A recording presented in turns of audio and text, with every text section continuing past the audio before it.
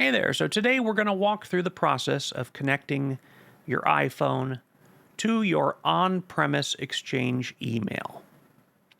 And this information is current as of early 2025. Microsoft and, there's not going to be many changes on the Microsoft side, but Apple tends to make changes to the menus and the layouts and all that stuff a little too frequently for my taste. So if they make this out of date, just leave me a comment to let me know if there's something out of date, and I'll update the video at some point in the future. But as of early 2025, this is accurate. Now, this is not for people who use Microsoft 365. If you use Microsoft 365 email, you need to find a different tutorial because the steps are going to be significantly different. This is if you've got on-premise Exchange email. You've got a mail server at your local office, or maybe it's not even at your local office, but it's called on-premise Exchange email.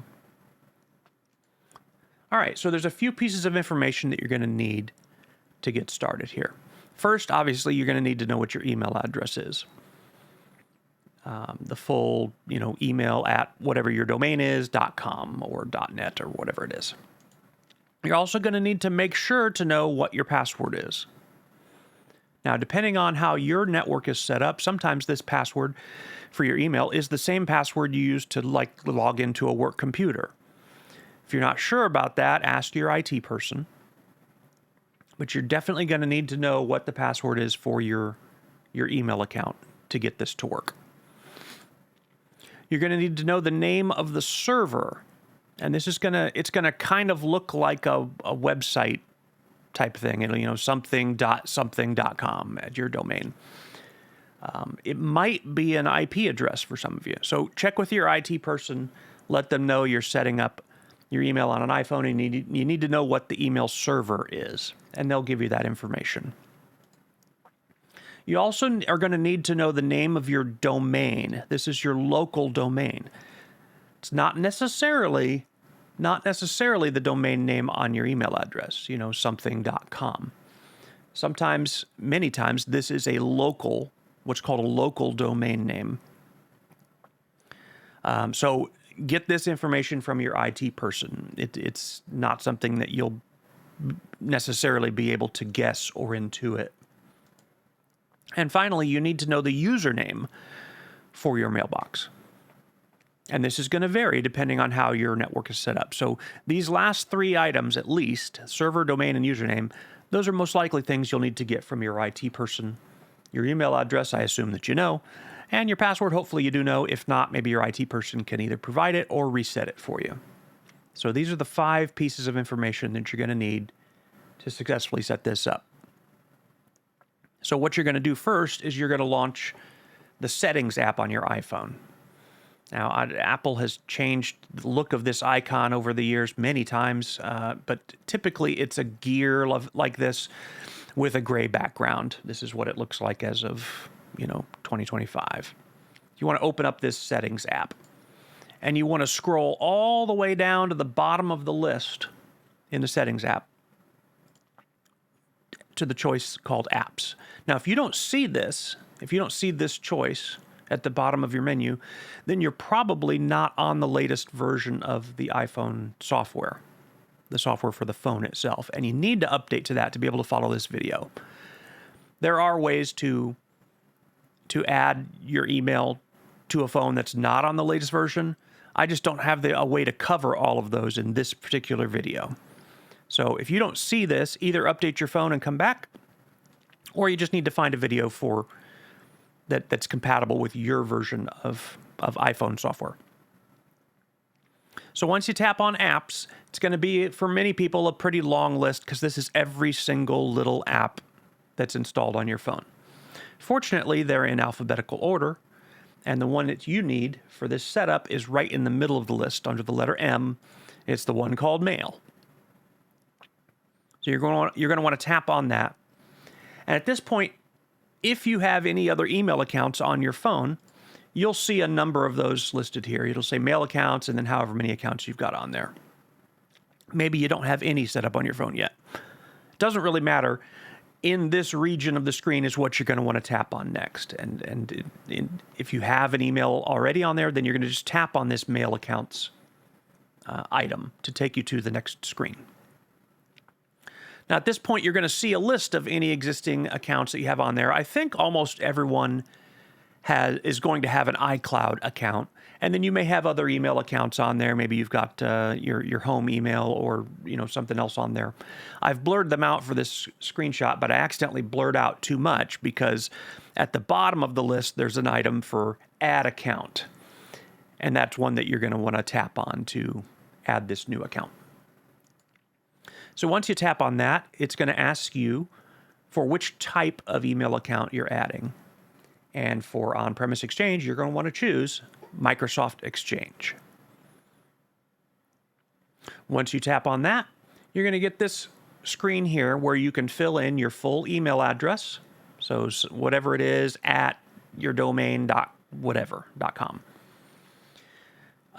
For most situations, the description is going to start out blank, but after you've put in your email address, it's going to fill in with something there.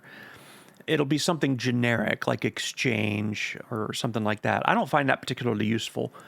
I tend to change the description to something that makes a little more sense to me because it is arbitrary. It doesn't matter what you put as description, except that this is going to help you identify this inbox and separate it from the other mailboxes you may have on your phone.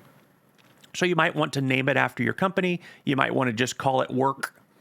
Maybe your IT person has a specific way they want you to do that. You could probably also just leave it at the default if you want. But this is a good opportunity to change that. So I would tend to recommend to change it to something that's going to make sense to you in the future. Once you've filled in those two pieces of information, you click Next. Now you're going to be prompted, do you want to sign into your account using Microsoft?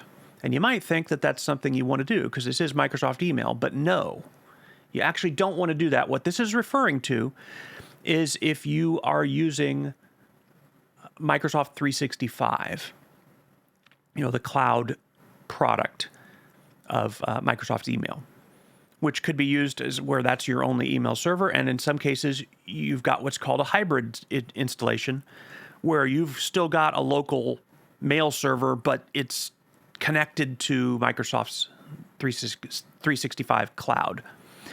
This setup video is assuming that you don't have those things, that you don't have Microsoft 365 for your email. So you're going to want to configure manually.